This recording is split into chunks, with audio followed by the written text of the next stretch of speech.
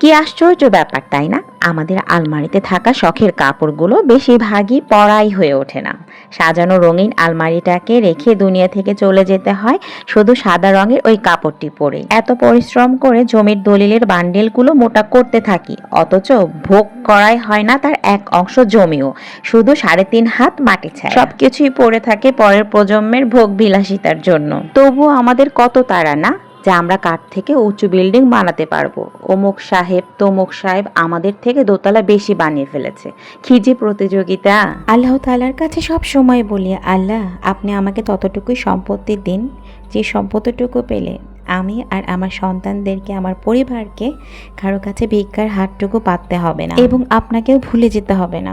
আল্লাহ এতটুকু সম্পত্তি আমাকে, আমার বংশধরকে দিন যে সম্পত্তি পেলে আপনার দরবারে শুকরিয়ার নামাজটাও বাড়িয়ে দিব, মানুষের ওপর দয়ার হাতটাও আমি বাড়িয়ে দিব। হে আল্লাহ, আপনি আমাকে এতটাও সম্পত্তি দিবেন না যে সম্পত্তি পেলে আমি আপনার নামটা ভুলে যাব, আস্তাগফিরুল্লাহ, অহংকার হবে, হিংসুটে হব। হে আল্লাহ, দুনিয়াতে সম্পত্তি পেয়ে আমি আখিরাতে লাঞ্ছনা হতে চাই না। এতটুকু সম্পত্তি আপনি আমাকে দেন যতটুকু পেলে আমি আপনার দরবারে শুকরিয়ার নামাজটুকু বাড়িয়ে দিতে পারবো। দুনিয়ার মোহ মায়ায় পড়ে এটা ভুলে যাই যে খালি হাতে এসেছি, খালি হাতে ফেরত যেতে হবে।